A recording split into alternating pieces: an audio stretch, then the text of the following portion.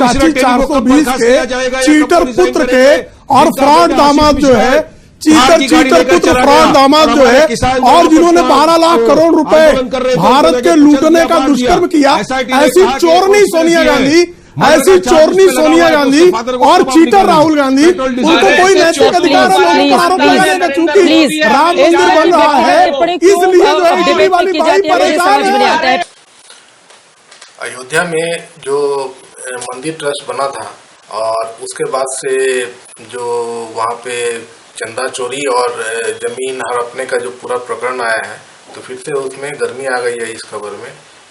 Indian express ने बहुत सारे लोगों से वहाँ पे पूछताछ की थी और एक बहुत बड़ा रिपोर्ट पूरा जारी किया है, और उसमें पहले से ही लोगों को पता है, उसको मतलब और कंफर्मेशन मिला है। तो वो इस तरह से हुआ है कि एक तो चंदा मांगा गया है राम मंदिर के नाम पे पूरे देश से, और उसमें लोगों ने अच्छा चंदा दिया, करोड़ों में चंदा दिया, और उस चंदे से क्या किया गया है कि जो जमीन बहुत सारी वहाँ पे खरीदी गई मंदिर के नाम पे पूरे अयोध्या में, और वो जो ट्रस्ट है उसी ट्रस्ट ने फिर वो जमीन बेची। किसको बेची? तो जो बड़े बड़े जो एमएलए हैं, जो वहाँ के जो एडमिनिस्ट्रेशन के लोग थे, जो मजिस्ट्रेट हैं या जो जज हैं, इस तरह के लोग जो भाजपा से जुड़े हुए, पूरे के पूरे भाजपा के लोग जुड़े हुए थे, और चारों तरफ की ज़मीन जो है वो ऐसे खरीदी गई, कई तो औने पौने दाम पे ही खरीदी गई। तो मतलब कि जो ज़मीन ट्रस्ट को जैसे 30 लाख का कोई ज़मीन था और इनको कुछ 20,000 में बेच दिया गया, ऐसे भी केस है। और कुछ केस है कि जो कुछ दलित लोगों की ज़मीन है उसको भी ये खरीद ली।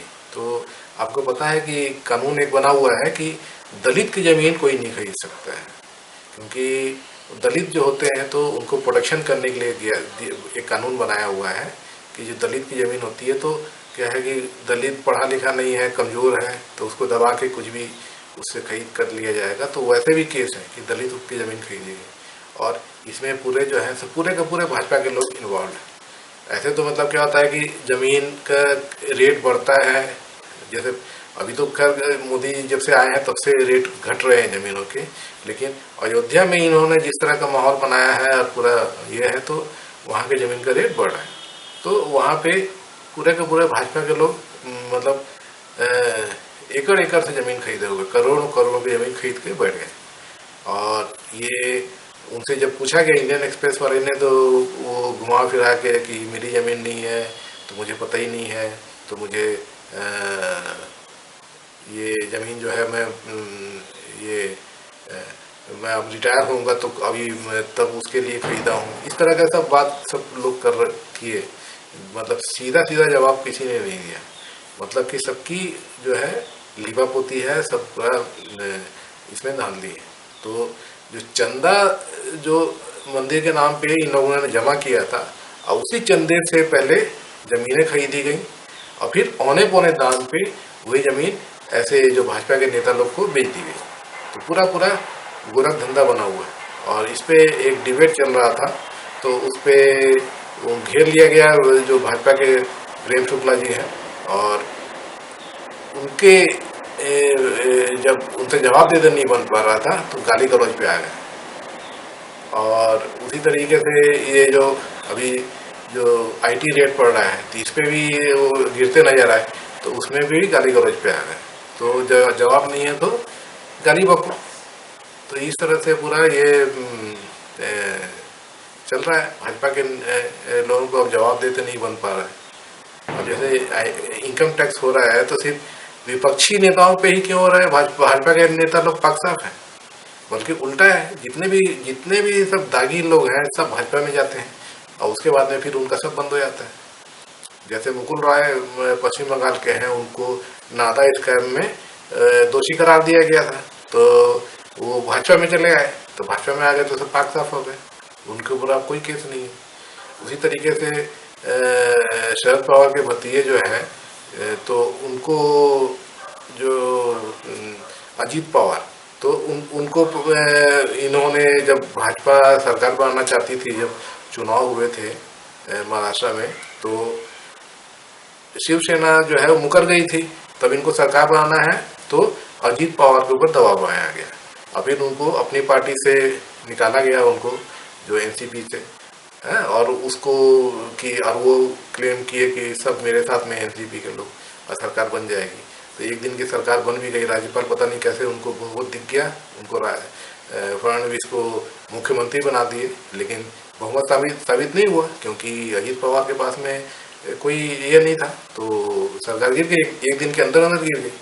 और इसमें दूसरी बात यह है कि अजीत पवार के ऊपर में इन्होंने ईडी का छापा डलवाया था, इनकम टैक्स डलवाया था, सीबीआई की जांच चल रही थी और बहुत सारे केस उनके ऊपर में डाले गए थे। तो उन्होंने ये सब केस निकलवा लिए। जब ये सब लफड़ा हुआ तो वो सब केस पूरे साफ हो गए, पूरे खत्म हो गए एकदम जड़ से। तो कैसे खत्म हो गए थे? रातों रात। तो यही सब चीजें जो भाजपा करवाती है और यही चीज पूरे देश में हो रहा है अभी। अगर भगवान के नाम पे होता है तो जो चंदा चोरी का जो मामला है वो बहुत दूर पकड़ा हुआ फिर से। और इसमें तो मतलब एकदम साफ बात है, बहुत पूरे रिकॉर्ड्स हैं कि चंदा चोरी हुई है, चंदा जमा किए पूरे देश से और उससे जमीन खरीदे और औने पौने दाम में भाजपा वाले उसको उनको बेच दिया गया। तो इस पे जबरदस्त बहस चली और प्रेम शुक्ला को जवाब देते नहीं बना, सिर्फ गाली गलौज करते रहे। के मुद्दों पर होगा। आज जिस तरीके के खुलासे हुए अयोध्या में, चुनाव इन पर होगा कि ये चंदा चोर पार्टी कर क्या रही है। ये चंदा चोरों ने भगवान श्री राम के मंदिर के नाम पर अभी तक तो कहते थे हमारी आस्था का विषय है, अब समझ में आए वोट का भी विषय है, नोट का भी विषय है इनके।